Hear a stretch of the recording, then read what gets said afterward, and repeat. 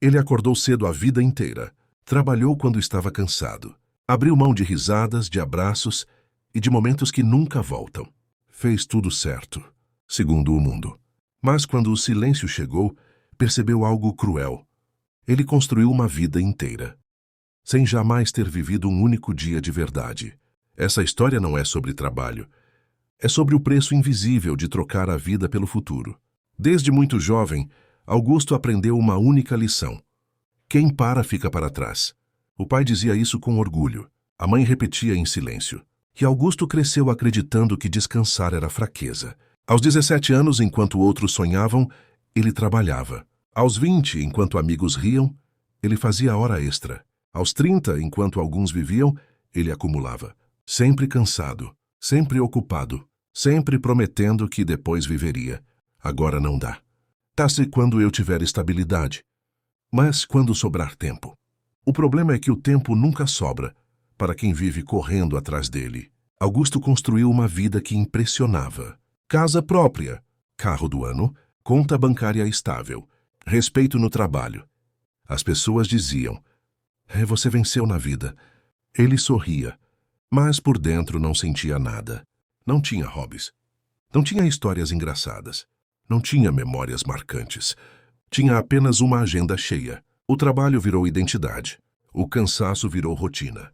E o vazio virou algo normal. Augusto se casou com Helena, uma mulher simples, paciente e cheia de sonhos. No começo ela entendia as ausências.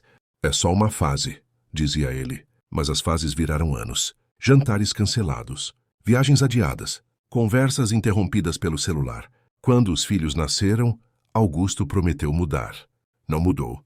Viu os filhos crescerem por fotos, soube das conquistas por terceiros.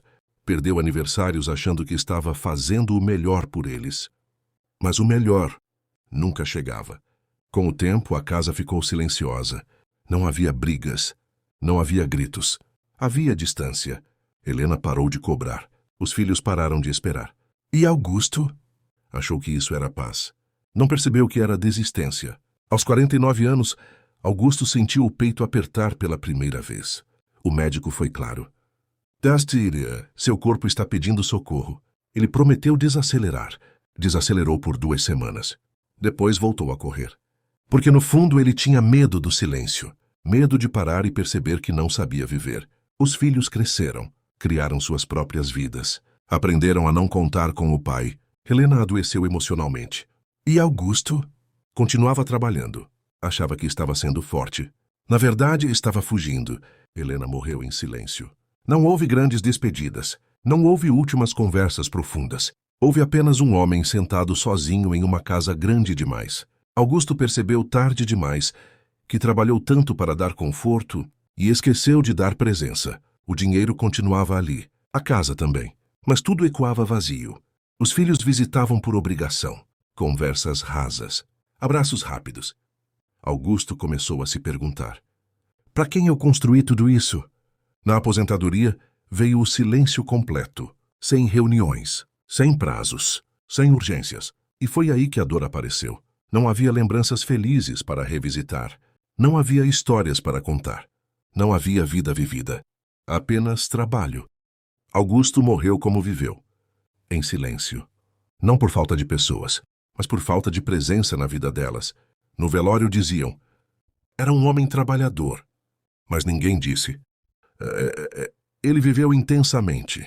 Trabalhar não é errado. Buscar estabilidade não é erro. O erro é trocar a vida por um futuro que talvez nunca chegue. Porque no fim, o tempo não pergunta quanto você produziu. Ele pergunta como você viveu. E essa resposta não pode ser comprada. Se essa história falou com você, pare um instante. O tempo não volta, mas a escolha ainda é sua.